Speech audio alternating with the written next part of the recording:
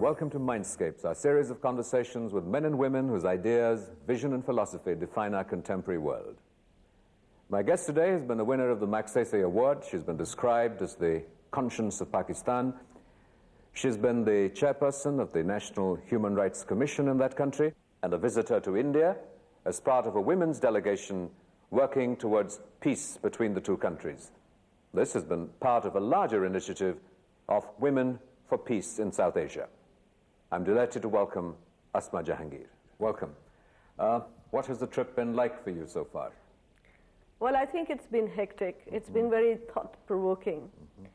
It has really made one realize how critical it is for the two countries to sit together and actually rethink their policies towards each other. In what ways has this been thought-provoking? Has it turned out in some ways different to what you had anticipated? What had you anticipated? Well, let me say that I had always hoped that when we talk about peace, that it is not always sugary and honey, that we actually do come out with the bitter truth.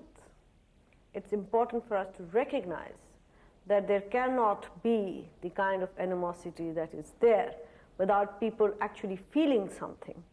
And those of us that do have the vision to see that peace is the only answer must have our catharsis with each other.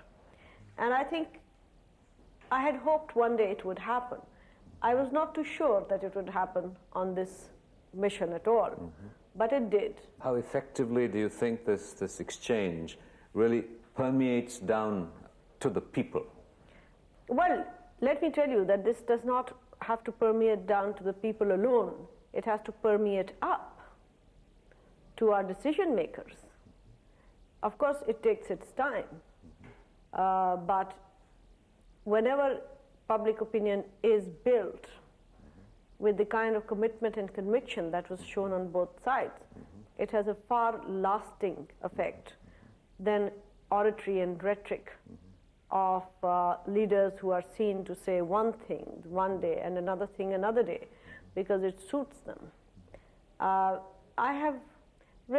I think when you're talking about how it permeates down there, the message has to go down there that yes, you can come and join us, because really, I mean, this I heard here, and I can say with quite certainty also there, that a vast number of people in Pakistan do not wish to have and do not wish to see any violence. You know, when you spoke about the bitter truth, the public perception of the exchanges and then the Indian women who visited Pakistan has been that this is sort of, the converted talking to the converted, and there's a nice sort of fraternity and expressions of solidarity and commitment to peace, and it sort of dissolves from there. But what tangible, concrete steps or achievements do you think you have made and achieved? Well, in the first place, I think in both these missions, it was really not converted talking to the converted. It was perhaps converted facilitating the others talking to those that had the doubts. Secondly, even amongst the converted of India and Pakistan, there were tensions. So don't ever imagine that people on this side who believe in peace and people on that side who believe in peace have telepathies and think alike. I mean, let's face it, we all have our own interests to guard, which is there. And sometimes in the garb of guarding one's interests, one loses sight of a larger picture. So it was important in that respect that there has to be some kind of equal wavelength amongst at least some of us whom you call the converted, which happened this time also. But what else happened is that when our friends from India came there, they were not only talking to the converted. Yes, we did facilitate it. For example, they met our chief executive. For example, they met our foreign minister. They met a cross-section of people. What they said was widely covered in the newspapers and well received. Our sort of ladies, many of them seem to have come back charmed by people in your government. Has our government had the same effect on you? Well, I think that governments don't charm me that much ever. And that is perhaps because it is our past, because we have had always sort of governments that are not sort of, I mean, there's another culture. Either you have military governments or very autocratic governments. Very few times that we have had governments which are neither. So we have been brought up and born to keep a distance with the government, to suspect governments. You know, that's become our psyche. Sometimes you have to, in fact, fight it very consciously. I have to fight it. On the other hand, with our friends here, they're quite comfortable with their governments. What are some of these bitter truths that you would like to sort of share, put out to the community in India, so that our perceptions of your perceptions are more enlightened in a sense? What do you see as the dominant perception in Pakistan that inhibits peace? I think in Pakistan they have no clue about where India is going. And there has been a deliberate attempt by the media, not all media, but definitely the government-controlled media, to paint India in a light which it is not. So what light have you seen India in from your exposure, for your visit and from contacts that is different to the popular perceptions being perpetuated by the media, say, in Pakistan? Well, I think that in India there is a lot of culture which is democratic in itself. You may not have a perfect democracy, but it certainly has given out a culture where dialogue in a muted tone is possible, where you can agree to disagree, which is an extremely sophisticated thing. We all appreciate it. You have a large section of intellectuals here. What I thought were the hard truths, perhaps, that Indians have to see, is again going back to my whole thing of our historically, that we are people who suspect governments all the time, and not necessarily it should happen like that. But you are overly nationalistic, you know. Like if I say, well, you know, there's poverty in India, you will present your poverty as though it's the most beautiful thing, and you know, it's something that you own, you possess, which is remarkable, I mean, in one way. How's that an obstacle to peace? No, it is an obstacle, because everything is looked at in terms of security. Now, when you're talking about peace, you will have to then look at what is wrong too. And the attitude that India can do no wrong cannot really be sustained. That's interesting, because our self-perception is that Indians are wonderful at self-flagellation, and it's usually, I suppose, that when you come across or meet foreigners, that suddenly you become defensive about your own country and community. No, I'm not saying that. I think you probably are, but in certain areas you do not wish to see it because of that security risk. In Pakistan, we have gone through it, you know, because security has been thrusted down our throat all the time, misused to victimize political opponents, and therefore we are not any more concerned about it. Do you feel that sort of the absence of democracy in Pakistan is an obstacle to peace between the two countries, and to what extent? Yes, I will answer that question with a caveat of saying that there is also a perception in India that, well, the system has, you know, eroded completely, and you perceive the previous government as being unfairly sort of, you know, ostracized by people. I look at it in another way. I look at it in this way, that the previous government was harsh. They had no respect for anybody's human rights, but we cannot mix it up with the system. And the fact that a system in Pakistan has been derailed is of great significance for us. It is of a great worry to us. It is important for the people of Pakistan to put that back on a democratic track, and put it back on a democratic track in a manner that it is not disrupted anymore. Because democracy is a process and we want to take it forward. It is important for us and it is important for peace in South Asia. I am absolutely convinced, especially this trip, that democracy in Pakistan is vital, crucial for promoting peace, prosperity, good relations in South Asia. What is the concrete future of democracy in Pakistan? How might it unfold? I think that there has been some degree of surprise that while the Nawaz Sharif government was suspect in the eyes of many people in Pakistan and many parts of the world, that there has been a fairly substantial section of the intelligentsia, your ambassador in Washington, your high commissioner in London, and a whole range of people who have supported General Musharraf. How do you see this unfolding? Of what? Of going back to the reassertion of democracy? Well, let me tell you something, that ambassadors don't represent the people. Ambassadors have no links in civil society. And you will always find people who will be happy to be ambassadors or whatever. And there will be some who will genuinely be misled.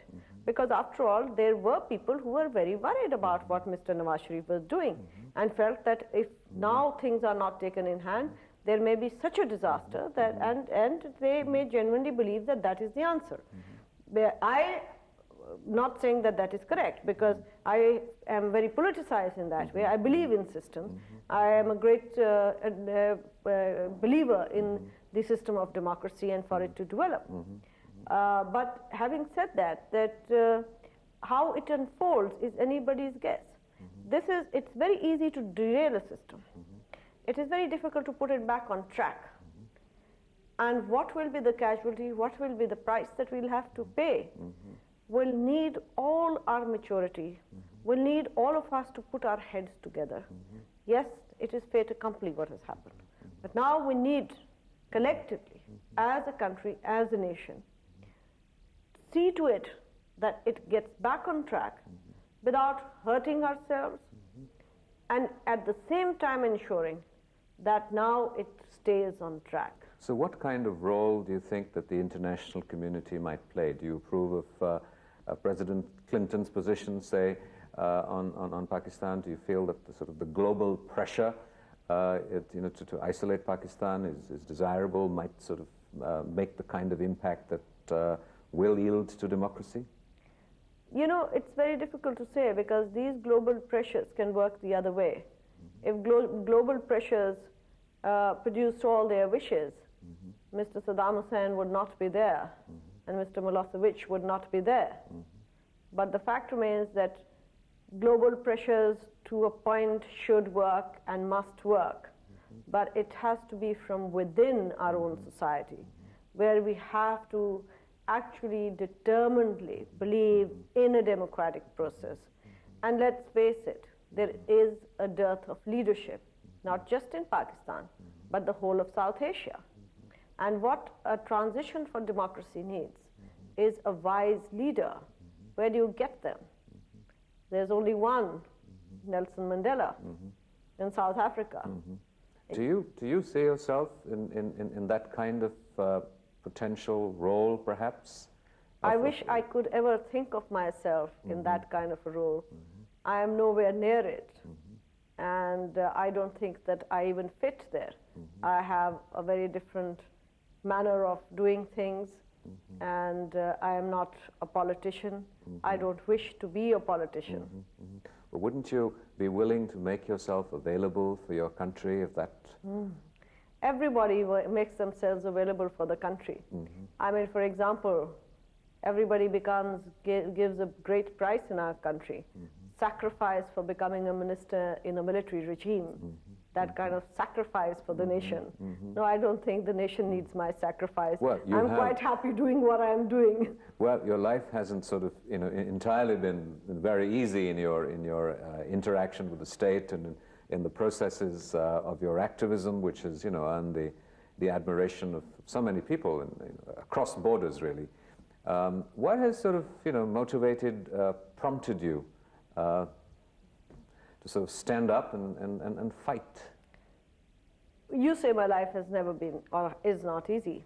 There is not a single day of my life that I have not enjoyed my work.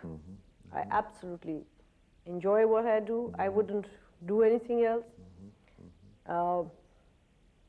It can be sometimes risky, but that's part of it. And I think what motivates me is that I genuinely believe that if not more people will not come out and speak now, because we are in the whole world, we are at a very strange corner, a turning point. On the one hand, there's this globalization, which is now like, and I see the globalization like a picture on a woman's head, it's weighing us, and we are still not ready to take that load.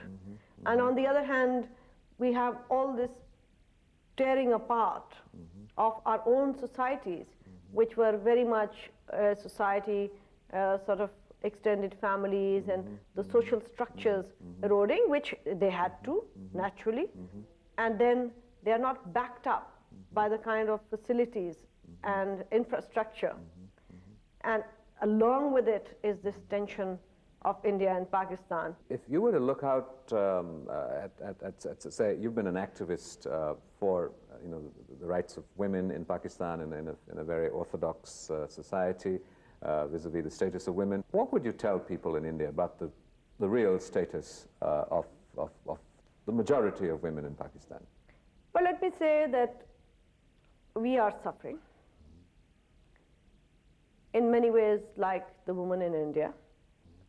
Same kind of bride burnings, burns.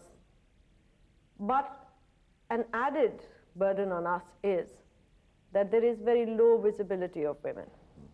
We still have a feudal structure, and feudalism will always take toll on a women's status. We have had consistent 10 years of anti-women policies, and that has not helped. We cannot reverse it. Even civilian governments could not reverse much of it. How much of this is due to religion, due to sort of the orthodoxy of, you have spoken out against the President of Pakistan and his orthodoxy on various issues. To what degree do you think that religion is being used to do this?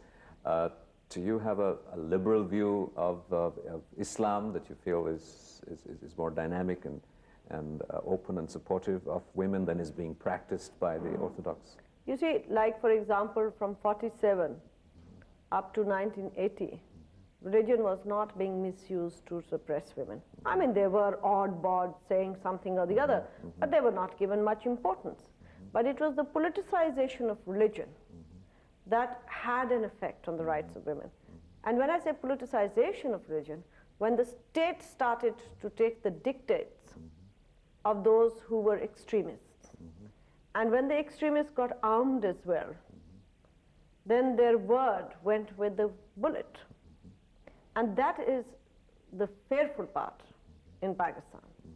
And there I think women have done marvelously well. And it's not really in Pakistan. There is a phenomena now globally, regardless of what you do. I mean, it can be a brick wall in front, but the women's movement is so strong that it will just go through it. It's a social movement. There is no going back.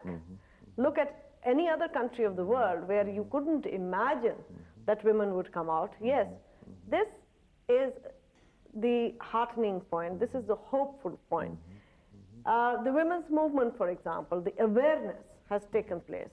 The revolution is there in the mind of women. Whether she is sitting in the cities in Pakistan, whether she is in the village, but she is a thinking person today. And she knows, she's aware that she's got a raw deal. And so I think that strength that we have there, because on the one hand there is oppression, on the other hand it's a very strong movement.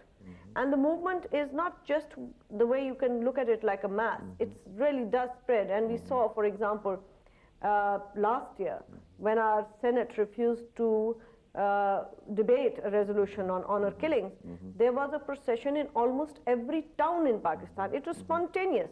And I later learned that some of these processions finally culminated into, women's group was formed after the procession there. So I mean, things like that also are happening. So what significance do you see in this context of the interactions between women of the region and the countries in particular for the future of peace? I see that we can help each other. For example, you have a commission which is discussing the rights of minority women. Now, as a lawyer who's done thousands of cases in Pakistan, I know the family laws of Muslims backwards and forwards, and I think I could give an input there. And a Bengali woman could give an input there. Similarly, about Hindu laws in Pakistan, family laws. Here they're far more progressive, and here I could take a lot of input from my friends here.